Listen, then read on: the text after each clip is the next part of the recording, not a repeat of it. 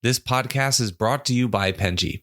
Penji is a creative subscription service that gives you access to pre-vetted, agency-trained creatives from all over the world. From graphic design to illustrations to social media management and web development, it's all included for one monthly price. It's time to say goodbye to the hassle of searching for top-notch creative talent.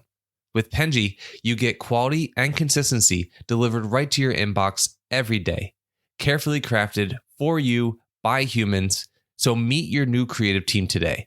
Head over to penji.co for more and enter the coupon code located within the podcast show notes. Hello, everyone, and thank you for joining us on the Fully Managed podcast. Thank you, Dave, so much for joining me today. I really appreciate it. Great to be here. Yeah, thanks for having me, Shannon. Yeah, of course. Thank you for joining me. So today, per usual, we're going to start with a game. The game should be fun. I personalize it per person, so I hope that you enjoy it. And if you don't tell me because it'll hurt my feelings. This game is called Real versus Unreal. So inspired by, So love it. What I'm going to give you is a bunch of, concepts for a brand or company, and you are going to tell me whether you think it's real or not. Can't wait. I think that these are fun. I just found out about things that I didn't know existed by looking some of these concepts up. So this will be fun, hopefully, for you as well. Let's do it. Okay. So the first one is a collar that analyzes your dog's barks and translates them into simple emotions in an app. Definitely real. It is real. Did you know about this already, or do you just think that it's a concept that... I've spoken with this company. I'm very familiar. Really? Oh my God. Okay, so this was one that surprised me. I had no idea that this existed. Yeah, it's wild. Yeah, that's really cool. About pet pulls? Am I pronouncing that right? Then I was probably speaking with a competitor, but yeah. Oh no. Okay. Well, we won't talk further about that. Yeah. So confidentiality issues. All right. The second one, good job, by the way. Okay. The second concept, a social network that only allows posts to be made in complete silence, which means no captions, no audios, no visual, just a square with a color that represents your mood. I'm going to have to say that's real because I think that sounds magical. Unfortunately, you were wrong. It is unreal. Which opportunity. Yeah, no, opportunity. I think that would be kind of fun. It would just be like, okay, I know how this person's feeling today, and I'm going to take that in and do with it what I will. Okay, the next one is a startup that sells plant-based steaks engineered to bleed, quote unquote, using beet juice. Definitely real. That is also real, and that was also something I was surprised about. Impossible Foods does it. Yeah, exactly. Which I think is very interesting because I that might make, I feel like that concept of red makes people hungrier. It's possible that could be something that would make people think that or maybe it could trick someone into the placebo effect of making them think that they're actually eating meat or that it's tastier or whatever it may be. Totally. Yeah. I think it's a sensation, thing where the flavor and seeing that feels, like it's a simulation of real meat. Yeah, exactly. I thought that was very smart, but also something that I just found out exists today.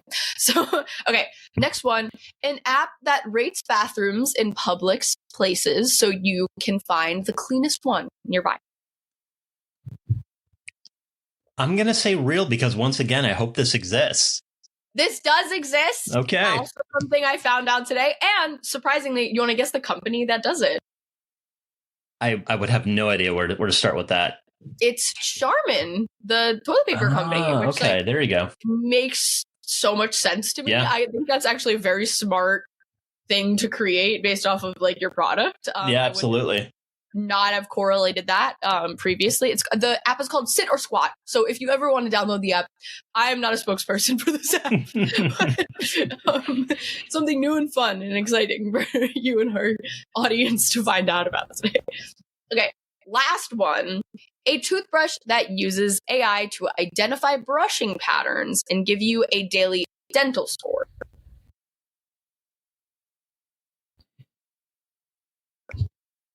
I gotta say that's real. Yes, it is also something that I thought was really cool. I found out about so many new things today. Amazing. So all we're missing is the Color social media app. Okay. Yeah, no, we need that. You go and patent it. I won't. Yeah, I won't stop you. But yeah, this is Colgate.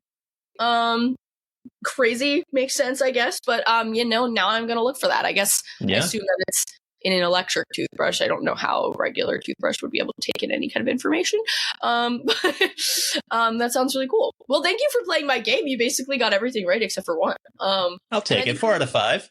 Yeah, but I think you were just hopeful that it does exist. Yeah, I'm an optimist. Yeah. Well, Dave, thank you again for entertaining me with my game and joining us today. Tell us a little bit about yourself. Kind of how you got to this point. Maybe what you're doing today. A little bit, anything that you think would be relevant to share with the audience, so that they can get to know you a little bit as a professional. Yeah, sure. Yeah, I'll try to keep this pretty concise. I'd say I've had a very unconventional career path that has led me towards where I'm at now, which is I'm a fractional creative director working specifically with startups, mostly in the tech industry. But my career actually began, or I should say my studies began as a medical illustrator. It's like when you go to the doctor, you see those medical charts. I just kind of had a knack for rendering and felt that, I could do that all day. Turns out that wasn't quite for me. So I really began my career working for a large global advertising agency in Chicago. Ultimately felt it wasn't quite fulfilling my passions with my lifestyle. And I was lucky enough to find a career that could both fulfill my lifestyle passions, which at the time was snowboarding, and creativity. And that brought me out to Vermont, where I began a 13-year career with Burton Snowboards. Had many different roles there, ultimately became the senior global creative director, and really took a lot of the unconventional brand building, irreverent brand behavior that Burton's always been known for, and have kind of bottled that up into a system that I now apply working with unconventional startups that really want to stand out. That sounds lovely. And I think it's nice to be able to have found what you love or what you're passionate about based off of something that you already enjoyed, was a hobby of yours. Because I feel like some people have trouble when they fall into a passion that's related to their hobby, because sometimes then it kind of ruins the hobby, or you're too much in the world of your hobby that it becomes not fun anymore. So it's nice that you found that happy medium of kind of segueing into a place that was also fun. Yeah, absolutely. And, I'd say the other thing it really taught me, previously, again, I was working for an agency. So it was working with many different categories of clients, but going in-house with one brand, especially over that duration of over 10 years, you really live and breathe the mission, the purpose, its entire point of view. It really it's like an all-encompassing type of a role, which, for, I'd say, the right creative, can be, an amazing fit. Yeah, exactly. I think that it's really nice to be able to have such versatility and be able to experience new brands, especially with startups. It's probably something that's really fun because like the game presented, there's probably new things that you're finding out about that are really exciting, and oh yeah, you might be one of the first people to know about it and be able to talk about it. That's really fun. So, what do you feel kind of tied working at Burton to Be Real to Harmonic? What's the thread that you think tied all those worlds together? Is there something that you think helped you in all of those places that kind of unifies them? Yeah, absolutely. I'd say each one of them, Burton, Be Real, Nug, Simulate, Universe, they were all able to really tap into a subculture. And the way that they tapped into that subculture, to really, I guess, build community around something in a subculture, you have to really be authentic. And the authenticity, or I'd say the common thread of authenticity with all of those brands has been to be very unconventional and to, really not play by the rules, not take the safe route, be scrappy over being bold over having big budgets has really kind of, I think, helped a lot of those brands really stand out, because it really flexes on creativity versus kind of just the common path, forward. Yeah, exactly. And even like Be Real kind of became famous for pushing back on that, like curated social media. Like, how do you design a brand around authenticity? Because I think a lot of people are trying to do that exact thing, but sometimes it doesn't get as popular as they're looking for. Like, how do you balance that authenticity with like that showmanship, for lack of better phrasing? Yeah, I mean, there's probably not like one clear answer for it, but I'd say the best way I could answer is probably to break it down into two things. And one is to kind of really think about what your unfair advantage is as a brand, because without an unfair advantage, it's going to be really hard to tap into a community, to build a subculture, to really stand out. So you really have to like think about, what do you possess? Even if you don't have it now, it could be in the vision or like the roadmap. That gives you that edge, that gives you that, that step up from the competition. But then with that, from an authenticity standpoint, you need a reality check. Like, is that just myth and story? Is that true? Because your audience is going to see right through that. And, the benefit of doing that and like having that authenticity from the beginning can really help build that loyalty. And loyalty within a community. You think about Be Real, you think about, Burton, companies that are innovating, that are kind of going against the grain. Early loyalty with the community will forgive you, because brands are going to mess up. They're going to change their product, change their mind. They're going to make mistakes, but that loyalty will definitely pay dividends down the road if you can connect early. Yeah, no, I definitely agree with that. It reminds me very much of like the punk scene of like, there are many things that try to brand themselves as punk, but like original punk scene people are not going to be distracted or manipulated or fooled by any kind of like fake punk people that are trying to step into the scene. Yeah, 100%. Yeah, it's a good analogy. But so talking about like that loyalty, how, like, especially with startups, like they're very new in the scene, how do you feel that those can kind of establish that loyalty or build it from the beginning if maybe they don't have as many connections as maybe something that's been around for a long time? Yeah, I mean, I think a lot of that comes through from the voice, being empathetic with the customer, with the community,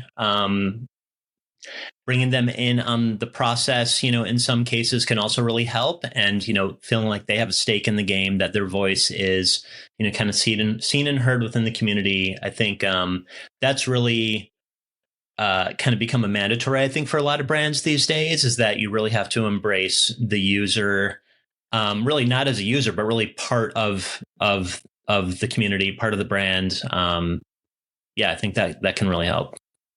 Yeah, I think that definitely showcasing the way in which you, like, if you make your client base feel like they're actually having a say in what's happening in a brand, I think, like, even if maybe they're not, I don't know, I think that that's something that can be incredibly useful, just because, you might have planned on changing something about your brand already because you think it'll work better. But if you say, if there are clients that have been saying that same thing, then like use those stories to emphasize your point. And I think a lot of people miss that. They like to claim ideas as their own, or like, so that it seems like the brand is, constantly evolving. But I think it's also really critical to show that you're taking in feedback, as much as possible, because I think that makes your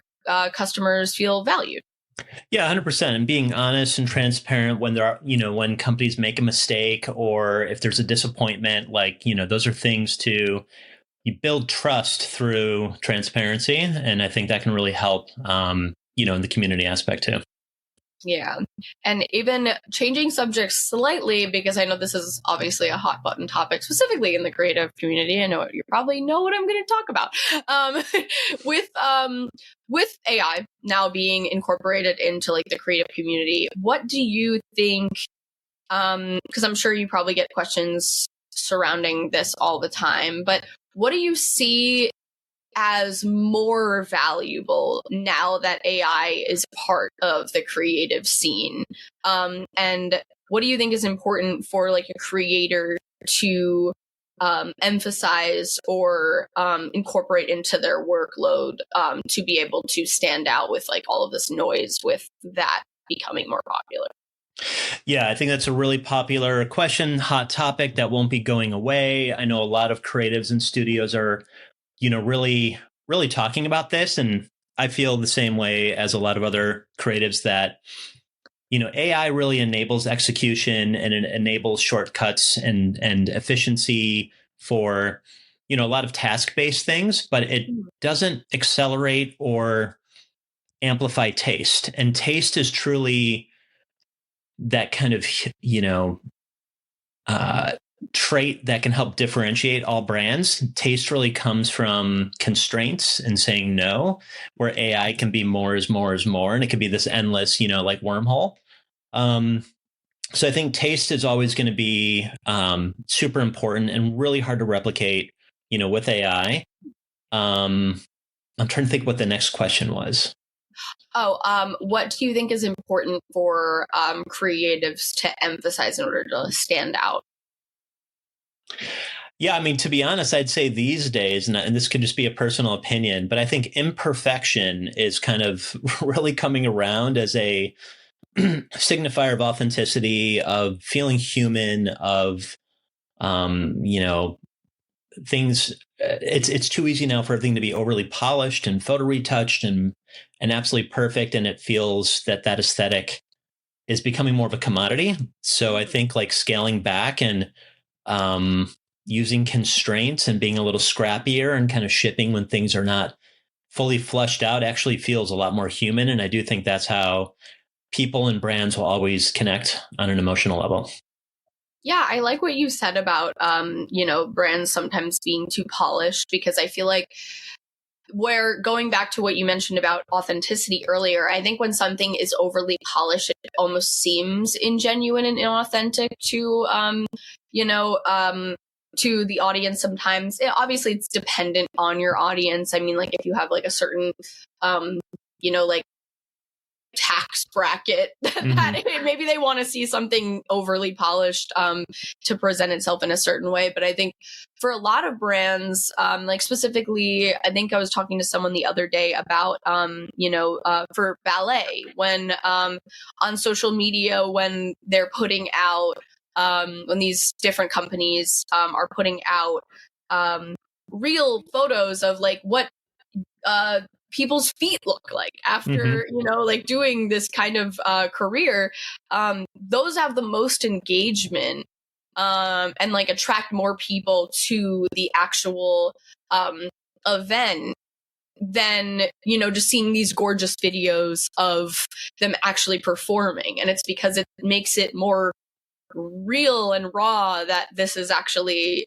happening, and like there's downsides, and there's like these are real people. And I think that that's something that brands sometimes don't want to showcase because they think that they don't want any kind of bad image out there. But I think that sometimes showcasing that kind of stuff makes you seem more authentic, because we're all human, and yeah, 100%, and it's all of us.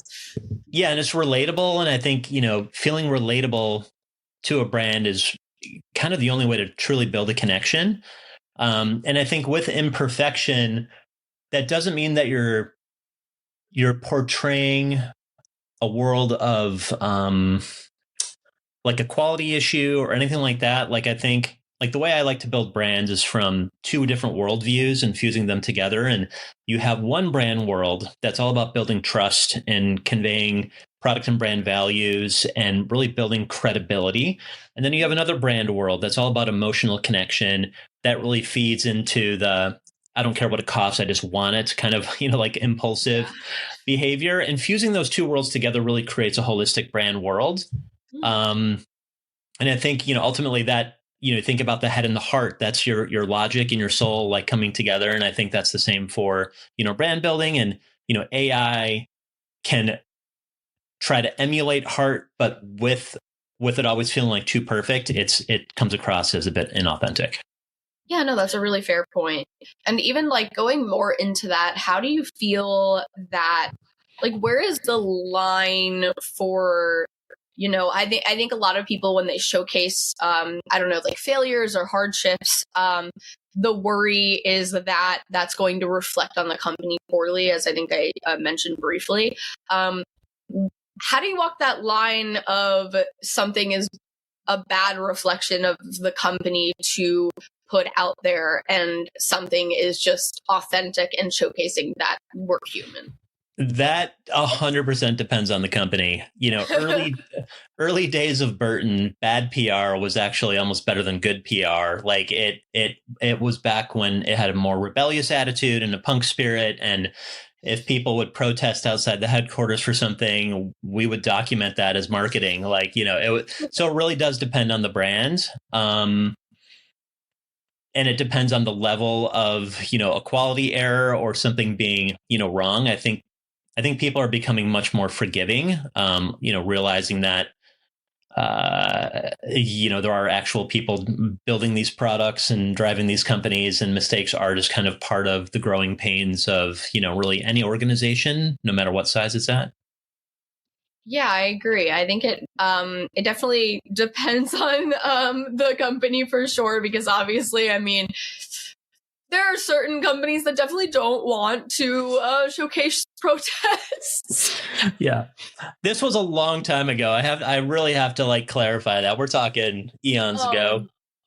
I completely understand, and I mean, like, a lot of especially something that's related to the punk scene. I think that there is there's counterculture that when there's certain groups protesting something, it almost like emphasizes the point of that brand. Whereas, when there's a company that is just doing something wrong, that's a different thing. So I completely understand your point. Yeah, 100%. 100%. Yeah. Because that does emphasize like the brand in itself of like the point that it's trying to be made. Yeah, exactly. It has everyone. Totally. It has a stance, it has a point of view, and that's going to just further build community, especially if it's going a bit against the grain. But again, that's obviously brand dependent, and I'd say era dependent. It's a much different era these days. Exactly. Yeah. And it's like an example of like some companies will showcase a bad review that is like exactly what they don't want, or like exactly what the type of customer that they don't want. And this is like emphasizing that kind of like, we don't stand for this kind of thing, blah, blah, blah. But it's not necessarily like an attack on the brand itself. Like, it almost emphasizes the point of the brand. And I think those are very strategic and smart, because, I think that maybe it's about like emphasizing your brand voice when you like showcase something that is like a mistake or whatever. Yeah, 100%. And I think that's kind of what the brand is. So like, having worked in outdoor culture, tech, and startup branding, they all have very different aesthetics, I would say, depending on if they overlap. How do you another line? How do you walk the line of something that's culturally relevant, but also not kind of doing that short-term trend kind of thing where people try to hop on? Yeah, this is something I've really been thinking quite a bit about these days. It's a bit of a reflection, looking back at past work and really thinking about the future. And it kind of comes a little bit into the way that I build brands today. And it's thinking about brands like operating systems, where there's like a core logic that is the nucleus. That's at the atomic level of a brand. And that core logic is really going to guide all decisions that are, made for the brand. And I think about that in the operating sense, where you have a core logic, it gets updates, bug fixes, improvements, it evolves, you install new versions of it. But those new versions are really the aesthetic that can evolve with the trends that are, resonating in pop culture, resonating with the community. But those that aesthetic shell really needs to be still influenced by that core logic. So in other words, the principles and characteristics, the overall brand story and narrative still needs to be consistent while being relevant to, modern times. Oh, that makes complete sense. But yeah, I think kind of what you're saying, or like to relate it to an analogy, is like, for example, like clothing trends change often. And sometimes, you're not a fan of many trends of like you go through your life and you're not a fan of some of the trends for clothing that happen. But then you find out that the clothes that you always liked are trendy. And then you're buying a lot of them because you're it's reflective of what you've always liked. And I think that that's kind of maybe the point that you're making about brands, is that, if there's something trendy at the moment that fits within your brand voice, then obviously take that opportunity to showcase that trend and kind of like, because it's not really like you're hopping on a bandwagon, so to speak, because your brand has always been reflective of that. It just coincidentally, this is trendy right now. And so your brand can also gain popularity through something being trendy right now that is already reflective of the voice. Yeah, I think it's a way to connect with pop culture, being part of the conversation with whatever that trend is representing, but reinterpreting it, reimagining it appropriately for your company, for your brand, for your products. So that way it still remains true to your brand's North Star, true to that core logic. Yeah, so I think, it can really help be a part of the conversation, but you obviously don't want to just take it at face value. Yeah, there's a lot of brands that want to maybe hop on trends because they believe that maybe it's going to like they're going to get a lot more clicks, but sometimes if the clicks don't relate to sales, then it doesn't really matter if you're getting clicks. And I think that's kind of and you can also lose your voice or like your authenticity through hopping on trends that are like not relevant to the brand as a whole. So kind of to talk about your creative outlook as a whole, like with remote remote work and a bunch of different ways of touch points with endless content, notifications, visuals, and ideas hitting us every day. How do you personally protect your creative intuition, for lack of better phrasing? Like, because there's so much noise, it's really hard to kind of feel like you're genuinely coming up with something that's unique and will resonate with an audience. How do you stay inspired, I guess? Yeah, that's a great question. I think every creative somewhat struggles to clearly answer how they stay inspired. I actually don't quite know. It's obviously a very emotional kind of state of mind. But I would say, I think where I thought this question was going was, you can really get lost in research and like over analysis and just, turning over every stone to come up with the most perfect idea, concept, point of view.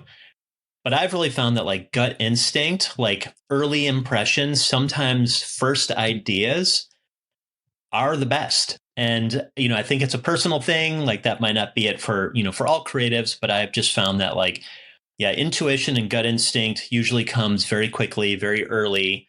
And a lot of the other part of the research and discovery process is kind of debunking that first hunch. No, I definitely resonate with that because I've heard from other creatives in the past that sometimes bureaucracy and going through certain levels of things kind of kill a creative idea at times. Of course, I understand there's levels of systems, especially if you're in a big company that have to, your idea has to go through in order to hit certain points. But I can understand that an idea that is just raw and authentic can resonate better with an audience than going through all these things that like kind of fine tune it and make it seem more polished, as what you were talking about earlier. Yeah, totally. And again, I think it's very like use case dependent. It's company dependent. I kind of apply this more to the smaller kind of underdog startups that really have nothing to lose other than to stand out. And I think there's a lot less data and like insights to leverage to make those creative decisions. So, gut instinct really does play like a big role like early on. Yeah, I definitely agree. And to round out this podcast as something that's forward looking, because I love, looking at that. You said you're an optimist. I love looking at the future. Tell me something that you're excited about for the future, that's related to your professional life, like something, it could be a campaign that you're looking forward to, or like something changing in the creative world. Like, what are you excited about? I think so much is changing. I think agencies are changing. I think startups are changing. Brands are obviously, endlessly changing. I'm seeing a bit of a resurgence of like past creative ideas making their way like back around. In other words, like again, like leveraging more the imperfect aesthetic, more the imperfect brand world. I think that's really refreshing. I'm also really excited about, there's a lot of categories that are commodities that are starting to get reimagined, and that's very exciting. Like dusty old brands that are just kind of taken for what they are, but there's a real opportunity to tell new stories, to reshape how they can connect with new audiences. And if you really think about how many products that are out there that could use a refresh, it's pretty endless. And I think there's just a whole new generation coming up with ideas that are more relevant to when those products began many years ago. Yeah, no, I really like your way of thinking. I think that it is really exciting when older brands kind of, maybe don't have a complete rebrand, but really try to like stand out more, because I think that sometimes they rely too much on brand loyalty and not enough on like trying to experiment and making things more fun or interesting and like tapping into new audiences. And I think that they don't want to take that risk sometimes because of the amount of people that might already be using the product or the service. But I don't know, it's always fun to take the risk, especially if you have brand loyalty, because there's probably people that'll stick with you no matter what. So it's like the Cracker Barrels of the world. Yeah, totally. Yeah, and I'm seeing, it's, again, like a lot of like niche brands coming out with small SKU counts. Maybe they only have one or two products, but they're really deep on storytelling and like just going, really deep on again, like reimagining how they can show up and connect with an audience. So I think it's less about the large scale existing, commodity products that are out there. And it's more about startups, looking at what the white space could be, what the unfair advantage can be, what that opportunity could be if they were just to twist things around a little bit, shift things, and really tap into that cultural insight of what might be missing or what hasn't been thought of in that category from a brand standpoint. Yeah, I completely agree. And even as a company that started as a startup, as many of them do, it is really lovely to see that, because we're very supportive and hopeful that others can be as successful as we have been so far. So it is really exciting to be able to see more people reimagine what they're kind of looking at. Great. But thank you, Dave, so much for joining me today. This was an absolute pleasure. I know that you were tired, but I also am really excited that you joined me today. I think that this was really wonderful and very insightful for our audience. Your experience is very unique. And I think that that's kind of the stories that I love to highlight, because I think that a lot of more people can relate to kind of your career journey and your path. And I appreciate you sharing everything about it. Absolutely. Yeah. Thanks so much for having me, Shannon. Happy to be here and hope that was helpful to the listeners.